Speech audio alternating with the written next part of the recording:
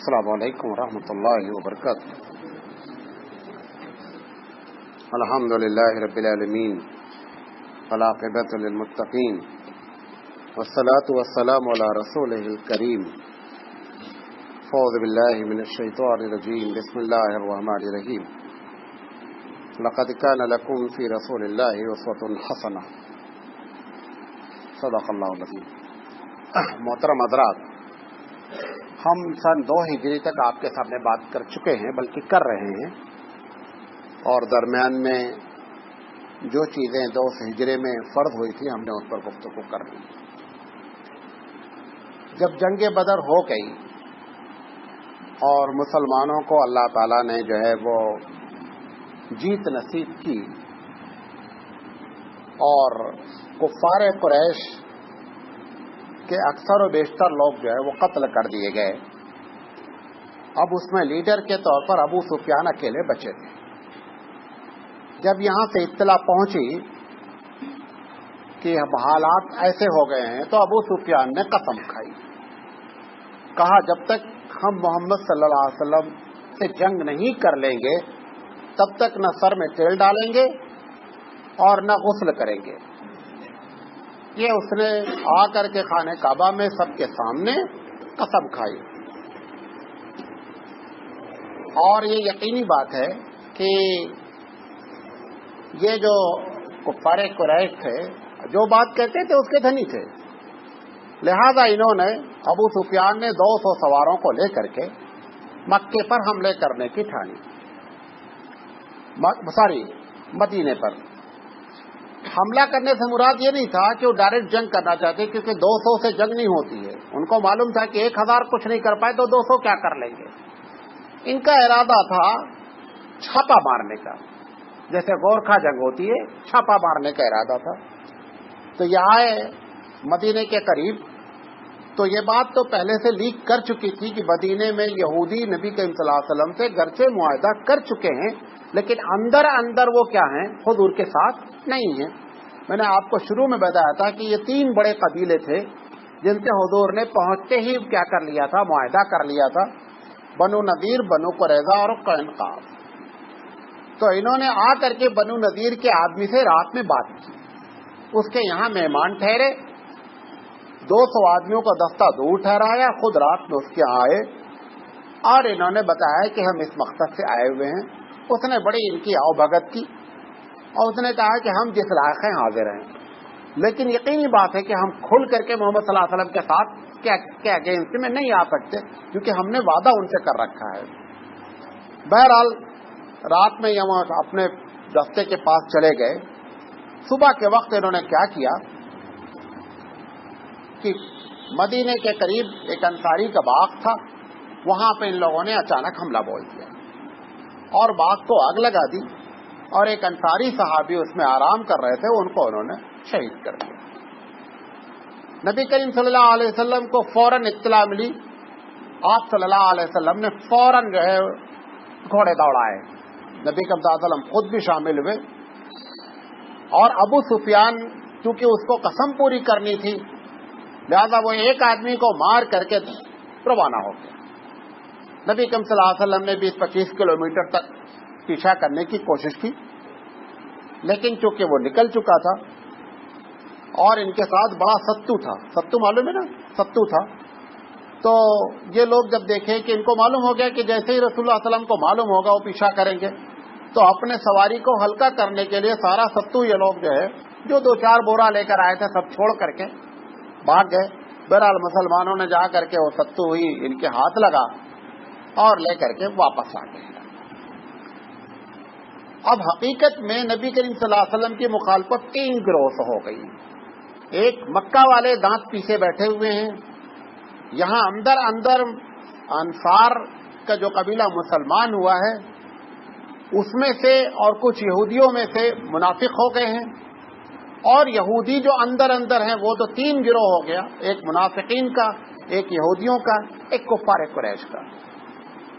اللہ کے رسول صلی اللہ علیہ وسلم وہاں سے واپس آئے یا جنگ بدر سے ہی واپس آئے تو 2 قبیلے اور تھے، ان کے بارے میں پتہ چلا کہ صاحب وہ آپس میں اکٹھا ہو رہے ہیں اور مدینے پہ حملہ کرنا چاہ رہے ہیں. تو نبی کریم صلی اللہ علیہ وسلم کو اطلاع پہلے مل گئی قبل اس کے کہ وہ دونوں قبیلے اکٹھا ہوں. اللہ کے رسول صلی اللہ علیہ وسلم نے دھاوا بول دیا. بہرحال ان کو پتا چل گیا وہ اکٹھا نہیں ہو سکے اور وہ بھاگ گئے.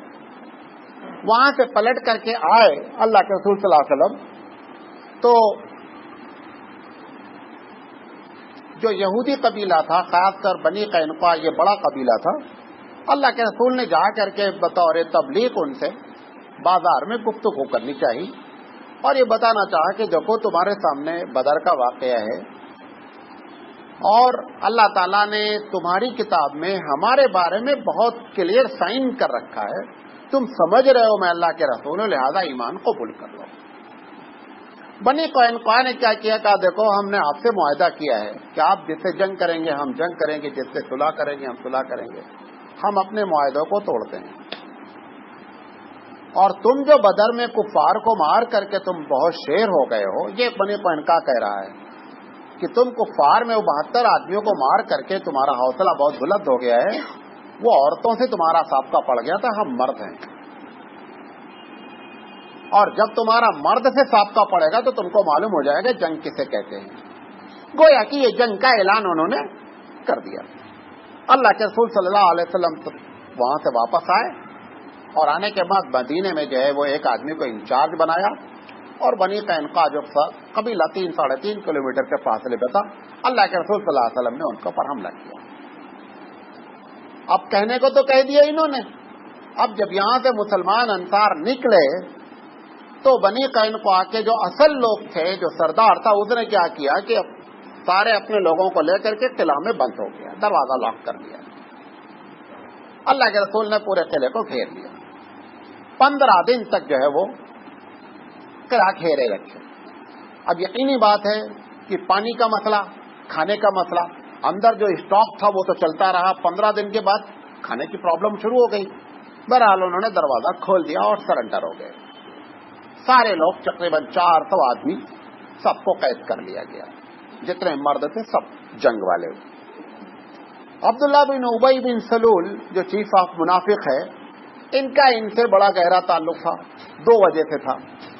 ایک تو اللہ کے رسول کے وہ بھی مخالف اندر سے, یہ بھی بندہ مخالف, اس وجہ سے بھی اندر لنک تھا ان کا. اور دوسرا جو ہے وہ یہ تھا ہی منافق. اس نے جا کر اللہ کے رسول کے دامن پکڑ لیا. اس نے کہا دیکھو یہ بنی قینقاع کے لوگ ہمارے پرانے دوست ہیں, آپ معاف کر دیں. جب تک آپ معاف نہیں کریں گے میں آپ کا دامن نہیں چھوڑوں گا. چاپلوسی کرنے کا لگا. اللہ کے رسول صلی اللہ علیہ وسلم فرمایا کہ معاف ایک شرط پہ کروں گا, اب یہ اس علاقے میں نہیں رہنا, یہ پورا علاقہ چھوڑ دیں ورنہ 400 آدمی کو قتل کر دیا جائے گا, چھوڑیں گے ایک کو نہیں. انہوں نے دوسرا آپشن اختیار کیا. انہوں نے کیا کیا, علاقے کو بین کر دیا گیا اور وہ 400 آدمی کو چھوڑ دیا گیا. عبداللہ بن سلول کے کہنے کے بعد کچھ منافق اور یہودی, وہ ہو گیا معاملہ ختم. اندر جو ہے وہ اللہ کے رسول کی شان میں اشعار کہنا شروع کیے, بے ادبی کرنا شروع کیے. نبی کریم صلی اللہ علیہ وسلم نے اپنی پوری زندگی میں, غور سے سنیے گا, یہاں میں نے ساری باتوں کو اکٹھا کر دیا ہے. اللہ کے رسول صلی اللہ علیہ وسلم نے اپنی پوری زندگی میں 20 لوگوں کے بارے میں یہ حکم دیا کہ جہاں ملے ان کو قتل کر دیا ہے. کتنے لوگوں کو؟ 20 لوگوں کو. 20 میں 15 تو فتح مکہ کے موقع پر سن 9-8 ہجری کے آخر میں. ان میں سے 15 کا نام لے کر کے آپ نے بتایا کہ یہ 15 اگر تم کو بیت اللہ کا غلاف بھی پکڑے مل جائے تو ان کو مار دینے کا ہے. اور 4 آدمی مدینے کے قریب تھے, ان کے بارے میں اللہ کے رسول صلی اللہ علیہ وسلم نے یہ مطلب طے کر رکھا تھا کہ اگر کوئی صحابی پوچھے گا کہ ان کو ختم کر دیں تو میں ان کو اجازت دے دوں گا. میں وہ آپ کو 20 کی کہانی اکٹھا سنا دیتا ہوں کہ چکر کیا ہے 20 کے بارے میں, تاکہ بیچ میں آنے کے بجائے ساری بات جو ہے وہ ایک جگہ آ جائے. ایک عورت تھی, اس کا نام تھا اسما. یہ نبی کریم صلی اللہ علیہ وسلم کی شان میں بڑی گالیاں دیتی تھی اشعار میں. ایک صحابی تھے, نابینا تھے, ان کا نام عمر بن عدی تھا. انہوں نے قسم کھائی جب حضور بدر کے جنگ کے لیے گئے تو اس نے خوب کہ اب تو گئے ہیں واپس نہیں آئیں گے، اور مطلب جو اشعار میں کہہ سکتی تھی جتنا کہ اب ان کا سابقہ پڑا ہے وہاں پر ہڈی بوٹی کر دی جائے گی. اب یہ صحابی بیچارے نابینا تھے، لہذا جنگ میں شامل نہیں ہوئے. انہوں نے قسم کھائی اپنے طور پر کہ اللہ کے رسول اگر صحیح سالم بدر سے واپس آ گئے نا، میں اس کو نہیں چھوڑوں گا.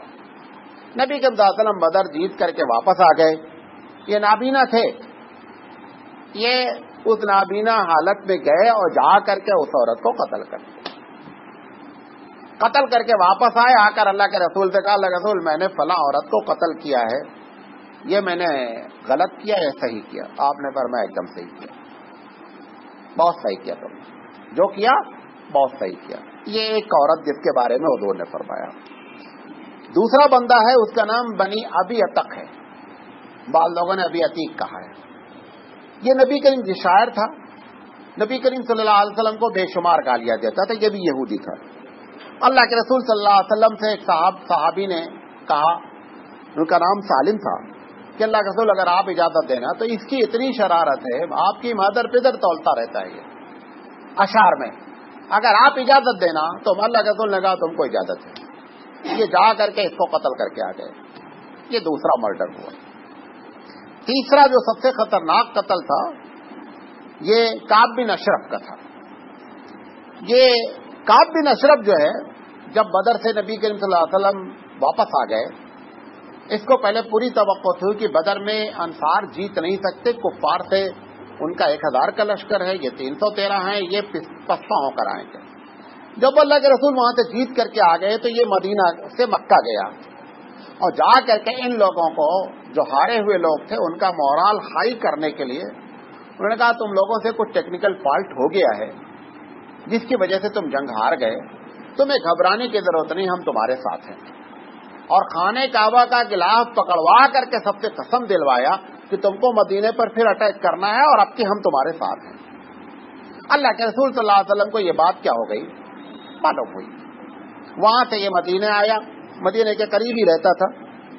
دوسری اس کی عادت تھی کہ بازار میں عورتوں کو بہت چھیڑتا تھا. اگر مسلمان عورتیں کوئی چلی جائیں نا تو ان کو بڑا چھیڑتا تھا. اللہ کے رسول صلی اللہ علیہ وسلم سے ایک مرتبہ کہا کہ اگر کوئی کعب بن اشرف کو قتل کر سکتا ہے تو کھڑا ہو جائے. ایک صحابی تھے محمد بن مسلمہ، انہوں نے کہا رسول میں حاضر ہوں. اچھا، یہ تھا بڑا سیکورٹی والا آدمی، بڑی سیکورٹی اس کی تھی. تو انہوں نے اللہ کے رسول دیکھا، اللہ کے رسول مجھے کچھ اجازت دیں کہ کچھ میں بات کروں اس سے تو تھوڑا سے اوپر نیچے ہوگا، مطلب کچھ سچ جھوٹ بولنا پڑے گا ہم کو. حضور نے فرمایا آپ کو اجازت ہے. یہ اس کے پاس گئے. کس کے پاس؟ کعب بن اشرف کے پاس. انہوں نے کہا دیکھو آپ کو تو معلوم ہے کہ ہمارے علاقے میں محمد صلی اللہ علیہ وسلم کا قبضہ ہو گیا ہے، جو مال غنیمت آ رہا ہے وہ اپنے لوگوں کو بانٹ دیتے ہیں، یعنی مہاجرین کو، اور میں انصار ہوں، ہم لوگ بھوکے مر رہے ہیں، تم بڑے آدمی ہو کچھ ہم کو قرضہ دو تاکہ ہمارا پیٹ، اور ہم لوگ کئی لوگ ہیں جیسے پریشان ہیں. اس نے کہا ہم قرضہ دیں گے لیکن کچھ ہم کو گروی رکھو. تو کہا کیا رکھے، ہمارے پاس تو کچھ نہیں. کہا اپنی عورتوں کو گروی رکھ دو، کیونکہ وہ عورتوں کا ہی مریض تھا. تو اس صحابی نے کہا کہ دیکھو ایسا ہے کہ اگر ہم عورتوں کو گروی رکھیں گے، تم جوان آدمی ہو لہٰذا ہم عورتوں کو گروی نہیں رکھ سکتے. اس نے کہا ایسا اپنے لڑکوں کو گروی رکھ دو. اس نے کہا اگر لڑکوں کو گروی رکھیں گے تو پوری زندگی لوگ ہم کو تانا دیں گے کہ چند کلو گیہوں کے لیے جو ہے بچوں کو گروی رکھ دیا. کہا پھر کیا؟ کہا میرے پاس اسلحہ، اور اسلحہ سے ہم بڑا پیار کرتے ہیں، اگر آپ کہیں تو وہ اسلحہ لے کر کے ہم آپ کے پاس گروی رکھیں. اس نے کہا ٹھیک ہے. اب ان کو اسلحے کے ساتھ انٹر ہونا ہے نا، کیونکہ سیکورٹی اتنی ٹائٹ ہے کہ وہ ان کو انٹر ہی نہیں ہونے دے گی اسلحے کے ساتھ.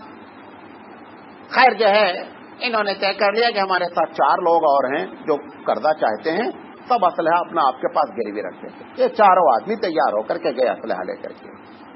وہاں پہنچے، رات کا وقت تھا. اس نے پکارا. اس کی بیوی جو تھی بڑی ہوشیار تھی. جب انہوں نے پکارا تو اس نے کہا کہ کون ہے؟ تو انہوں نے کہا کہ یہ وہ ہے محمد بن مسلمہ آیا ہوا ہے، کر دے گی میری بات. اس نے کہا لیکن اس کی آواز میں خون ٹپک رہا ہے. بیوی بولتی اس کی آواز میں خون ٹپک رہا, اب رات کے وقت ہے جانا مناسب نہیں ہے. اس نے کہا کسی شریف آدمی کو اگر رات کے وقت پکارا جائے مدد کے لیے تو اس کو جانا چاہیے.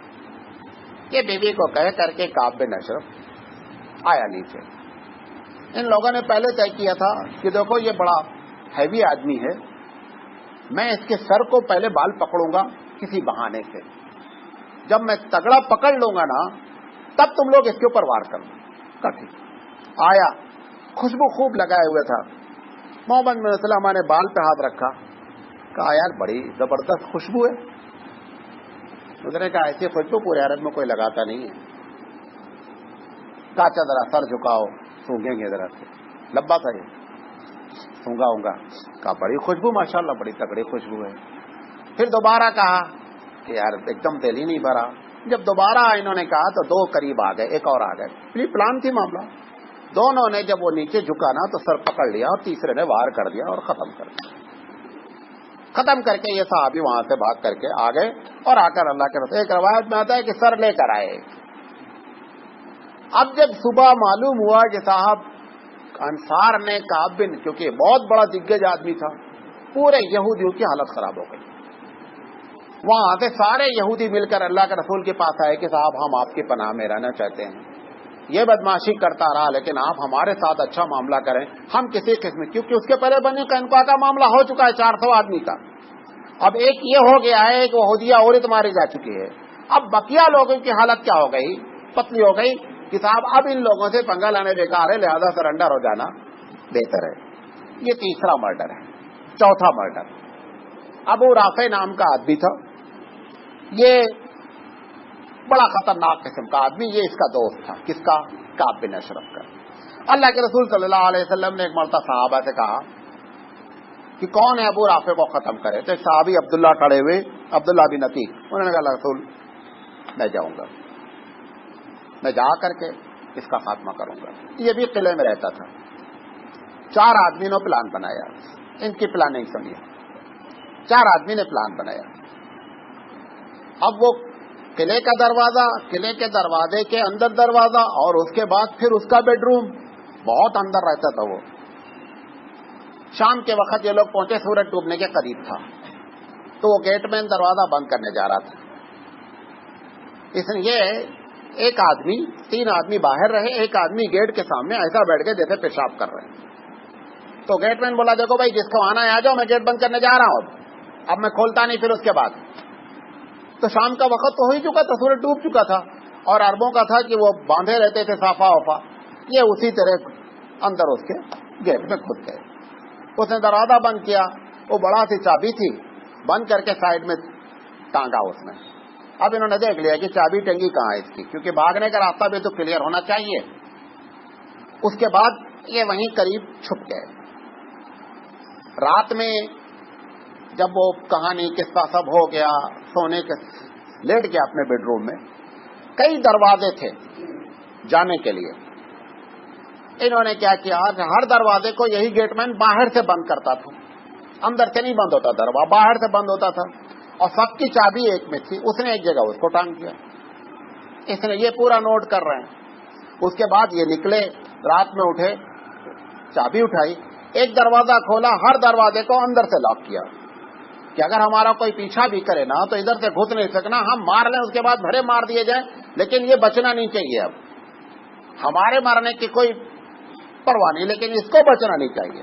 ہر دروازے کو 4 یا 3 دروازہ تھا, اس کو یہ اندر باہر سے کھول کر کے اندر سے لاک کر لیتے. وہاں پہنچے. اب وہ بیڈ روم میں آئیڈیا ہی نہیں لگے کہ بندہ کدھر ہے. یہ ایک روایت میں آتا ہے انہوں نے تیر سے مارا, تو انہوں نے اس کا نام لیا, ابو رافع. پکارا تو اس کو ہوا کہ صاحب یہاں اتنی سیکورٹی, 4 دروازہ, کون اس وقت بیڈ روم کے پاس آ گیا. اچھا, بیڈ روم کا دروازہ, چونکہ پہلے آپ دیکھیں قلعہ وغیرہ میں بیڈ روم کے دروازے نہیں ہوتے. لال قلعہ میں آپ جائیں دیکھیں تمام دروازے نہیں ہوتے, ایک ایریا ہوتا ہے کہ یہاں کے بعد کوئی آدمی جا نہیں سکتا. انہوں نے پکارا. جب وہ پکارا نا تو اس نے کہا کون, تو ان کو آواز آئی, تو انہوں نے اس آواز پر تیر مارا کہ آواز آئی کس کونے سے. ایک روایت میں آتا ہے کہ انہوں نے تیر مارا. پہلا تیر جا کر کے جب لگا تو اور زور سے چیخا. اب اور کلیئر ہوگا کہ جہاں مارا گیا جس نشانے پر وہ صحیح نشانہ ہے. انہوں نے دوسرا تیر مارا. بہرحال یہ ایک روایت ہے. ایک روایت میں ہے کہ انہوں نے جب پکارا اندھیرے میں, اس نے جب چیخا تو انہوں نے تلوار سے وار کیا. جب تلوار سے وار کیا تو وار خالی ہو گیا. اب اسے جب چیخا تو انہوں نے آواز بدل کر کے کہ میں تمہاری مدد کے لیے آ گیا ہوں, آواز بدل کے پوچھا کیا بات ہے, کیوں اتنا پریشان ہو. تب یہ چیخنا شروع کیا زور سے, سمجھا کہ کوئی ہمارا بندہ اندر کا آ گیا. اس کے بعد انہوں نے کیا کیا, اس کو ختم کر دیا. ختم کرنے کے بعد جس دروازے سے یہ گئے تھے نا, اسی دروازے سے چابی کھولتے ہوئے باہر آ گئے. باہر آ کر کے اب اتنی دیر میں کیا ہو گئی, یہ بات اوپن ہو گئی. اب وہ سارے لوگ گھیر لیے. اب مین دروازے پہ جہاں سے ان کو نکلنا تھا نا, اس دروازے پہ کیا ہو گیا, وہ چابی اتار لی گئی. انہوں نے کیا کیا کہ قلعے کی دیوار پہ چڑھ گئے اور چڑھنے کے بعد جمپ کر گئے. جمپ کیے تو ان کے اتفاق ایسا ہوا فریکچر ہو گیا. فریکچر ہو گیا. اب یہ لوگ بھگے. وہ جو 3 آدمی تھے, وہ 3 آدمی پہلے سے کھڑے تھے گھوڑا لے کر کے. چوتھے آدمی داخل ہوئے تھے. انہوں نے کہا ایسا ہے کہ میں تو اس وقت تک نہیں جاؤں گا جب تک یہ کلیئر نہیں ہو جائے کہ بندہ مرا ہے کہ نہیں بنا. ہمت دیکھیے. کہا میں بھاگوں گا نہیں, میں نیوز سن کے جانے کا ہے کہ بندہ مرا, کہ مجھے اللہ کے رسول کو صحیح اطلاع دینے کا, مر گیا کہ نہیں مرا ہے. اب اس کے بعد 2-2.5 گھنٹے کے بعد انہوں نے اعلان کر دیا کہ صاحب اس کا قتل ہو گیا. اس کے بعد یہ جن کا گھوڑا تھا, اپنے گھوڑے پہ ان کو بٹھایا گیا. ایک صحابی رکے تھے, وہ لے کر کے اللہ کے رسول کے پاس پہنچے. وہاں پہنچے, نبی کریم صلی اللہ علیہ وسلم کو کہا کہ اللہ کا رسول اس کا خاتمہ ہو گیا, لیکن میرے پیر میں فریکچر ہو گیا. آپ نے فرمایا پیر ادھر لاؤ. اللہ کے رسول نے پیر کے اوپر ہاتھ پھیرا, موجودہ رسول پیر ٹھیک ہو گیا. یہ چوتھا قتل. کون سا قتل ہے؟ چوتھا. اب 15 قتل اور جن کے بارے میں حضور نے فرمایا فتح مکہ کے موقع پر کہ ان لوگوں کو اگر تم پا جانا تو کسی کو چھوڑنا نہیں. 15 میں سے 5 قتل کیے گئے, 10 معاف کر دیے گئے. 5 میں سے تو 15 میں سے 5 قتل کیے گئے, تو 4 ادھر قتل کیے گئے, 5 وہ قتل گئے. ٹوٹل 9 آدمی اس پوری لائف میں قتل ہوئے. جو سب سے وہ 15 کیوں قتل کرنے کا حکم دیا گیا, ان کے بارے میں تھوڑی تھوڑی بات آپ کو بتا دیتا ہوں. سب سے پہلے عبداللہ بن حذل ہے. یہ نبی کریم صلی اللہ علیہ وسلم کے زمانے میں مسلمان ہوا. مدینے کے مسلمان ایک غلام کو اللہ کے رسول نے ان کو بھیجا ایک صدقہ وصول کرنے کے لیے. مسلمان تھے یہ. وہ غلام بھی ساتھ میں گیا. راستے میں کھانا پکانے کی بات ہوئی. وہ غلام کھانا پکا رہا تھا, کچھ اس سے غلطی ہو گئی, انہوں نے اٹھا کر کے اس کو قتل کر دیا. کس کو؟ اس مسلمان غلام کو. اب انہوں نے جب قتل کر دیا تو دوسرے صحابی نے کہا کہ تو مسلمان کا قتل, اس سے تم سے قصاص لیا جائے گا. انہوں نے کیا کیا, کہا میں اسلام سے کنارہ کش ہوتا ہوں اور میں اب جاؤں گا نہیں اللہ کے رسول کے پاس, میں مسلمان ہی نہیں رہا, میں بھاگ جاتا ہوں. یہ مکہ بات ہے. اس چکر میں کہ اس بندے کے جرم میں مجھے پکڑا نہ جائے, لہٰذا ان کے بارے میں اللہ کے رسول فرمایا کہ اگر فتح مکہ میں یہ پکڑ جائے تو ان کو چھوڑنا نہیں, ان کے اوپر کیس ہے آلریڈی. بہرحال یہ پکڑے گئے اور ان کو قتل کر دیا گیا فتح مکہ کے موقع پر. دوسرے آدمی یہ انہی کی 2 لونڈیاں تھیں, بڑی شرارت کرتی تھی. عرب کی جو محفل لگتی تھی تو اس میں شراب پی کر کے یہ عورتیں اللہ کے رسول کو خوب برا بھلا کہتی تھی. نبی کریم صلی اللہ علیہ وسلم نے ان دونوں لڑکیوں کے بارے میں کہا تھا کہ اگر یہ دونوں گرفت میں آ جائیں تو دونوں کو قتل کر دیا جائے. اس میں سے ایک گرفت میں آ گئی, ایک کو قتل کر دیا گیا.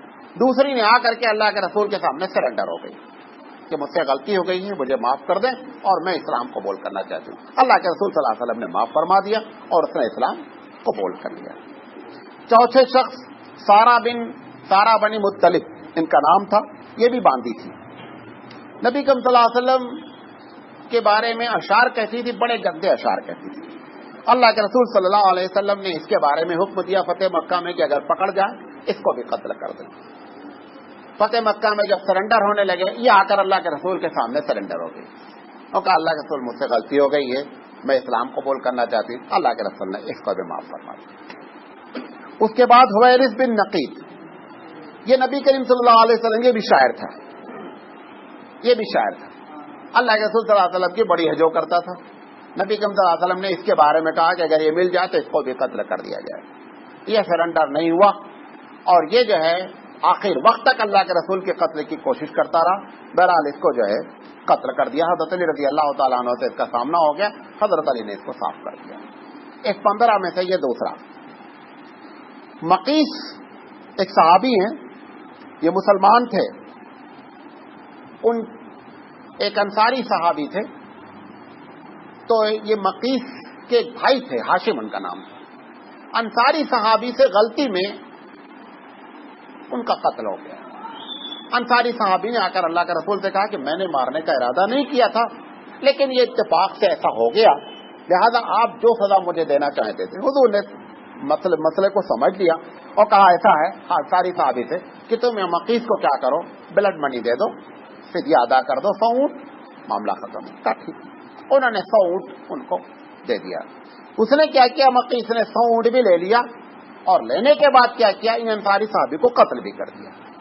اور قتل کر کے کہاں بھاگ گیا, مکے بھاگ گیا. اللہ کے رسول نے فرمایا کہ اگر یہ مل جائے نا تو ان کو بھی قتل کر دیا جائے, کیونکہ ان کے اوپر بھی مرڈر کیس ہے. لہٰذا یہ مل گئے, یہ ملے وہاں مکے میں اور ان کو کیا کر دیا گیا, قتل کیا گیا.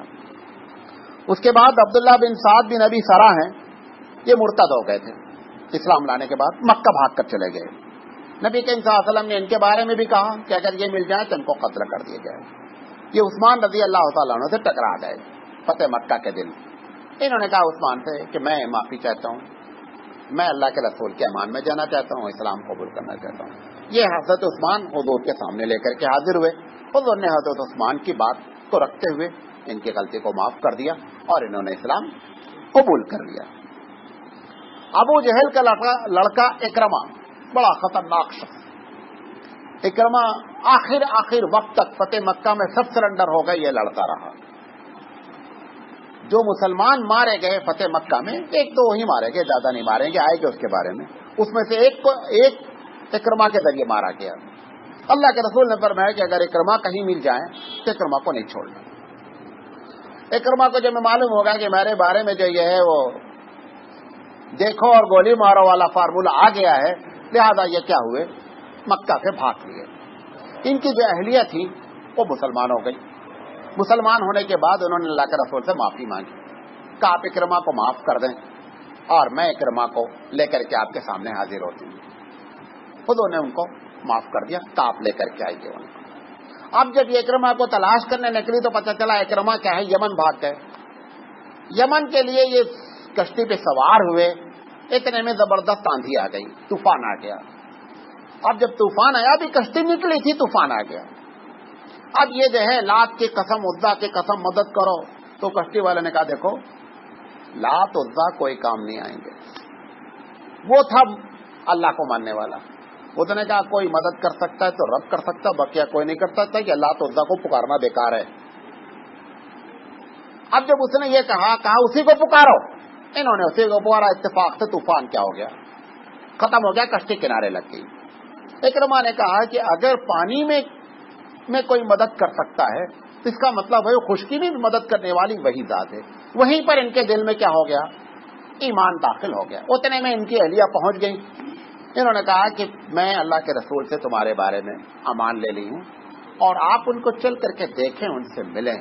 یہ وہ ذات ہے جو ہزاروں گناہوں کے باوجود معاف کرتی, آپ قطعی نہیں. ان کو کیا ہوا کہ میں پہنچوں گا اور میرے بارے میں پہلے سے ہے کہ ان کو قتل کر دیا جائے, لہذا میرا صاف ہو جائے گا. انہوں نے کہا میں نے امان لے لیا, اور وہ اپنی زبان کی لاج رکھتے ہیں. بہرحال اکرمہ وہاں سے آنے لگے. حضور صلی اللہ علیہ وسلم کو اطلاع ہو گئی کہ اکرمہ آ رہے ہیں. حضور نے صحابہ کو اکٹھا کہا دیکھو اکرمہ مومن ہو کر کے آ رہا ہے, یہ ابو جہل کا بیٹا ہے. چونکہ تم لوگوں کو ابو جہل سے سخت نفرت ہے, کوئی بھی اس کے سامنے ابو جہل کو برا نہیں کہنا, کیونکہ اگر تم اس کے باپ کو برا کہو گے, گھر کے مردے کو برا کہو گے, لیکن زندے کو تکلیف ہوگی. اسی لیے حضور نے اسی وقت یہ فارمولہ بنایا کہ کسی مردے کو برا نہیں کہا جائے. اس نے غلطی کی, یہ مسلمان ہو رہا ہے, مسلمان ہو رہا ہے. بہرحال حضور صلی اللہ علیہ وسلم کے سامنے حاضر ہوئے, حضور نے ان کو معاف کر دیا, مسلمان ہوئے. پھر اس کے بعد زبردست انہوں نے اسلام پر کام کیا, اور ابو بکر صدیق رضی اللہ تعالیٰ عنہ کے زمانے میں ایک جنگ میں انہوں نے شہادت نصیب کرائی. یہ اکرمہ تو گویا یہ بھی اللہ کے رسول کی طرف سے معاف کر دیے گئے. اس کے بعد رہبان بن اسود ہیں. یہ رہبان بن اسود وہی ہیں جب زینب رضی اللہ تعالی حضور کی صاحبزادی مدینہ آنے کے لیے تیار ہوئی تو انہوں نے ان کو روکا. اس وقت وہ 19 سے تھی. اس نے ان کو نیزہ مارا اور وہ گھبرا کر کے اس نیزے کی چوٹ سے بعض لوگ کہتے ہیں گھبرا کر کے اونٹ سے نیچے گر گئی. ان کا حمل ساقط ہو گیا اور اسی کے بعد ان کا کیا ہو گیا؟ انتقال ہو گیا. یہ وہ شخص تھا جس کے اوپر حقیقت میں قصاص لازم تھا. نبی کریم صلی اللہ علیہ وسلم کے دربار میں اس کو لایا گیا. اس نے کہا کہ میں معافی چاہتا ہوں, مجھ سے غلطی ہو گئی ہے, میں اسلام قبول کرنا چاہتا ہوں. حضور نے فرمایا تم کو معاف کیا جاتا ہے. اس کو بھی معاف کر دیا گیا.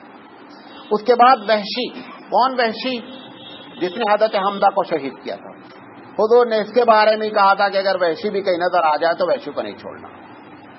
یہ کیا کیے وحشی؟ جب دیکھے کہ ہمارے بارے میں یہ فتویٰ صادر ہو چکا ہے اور سر جنگ ہاری جا چکی ہے مکے کی, یہ طائف بھاگ گئے. طائف بھاگ کر کے کچھ دن وہاں چھپے رہے. وہاں سے پھر یہ اللہ کے رسول کے پاس مدینہ آئے اور آ کر کے اللہ کے رسول کے پاس سرنڈر ہو گئے. انہوں نے کہا اللہ کے رسول مجھ سے جو غلطی ہوئی ہے مجھے معاف کر دیں. حضور نے صرف ان کے بارے میں فرمایا کہ جب میں تمہارا چہرہ دیکھتا ہوں تو مجھے میرا چچا یاد آتا ہے.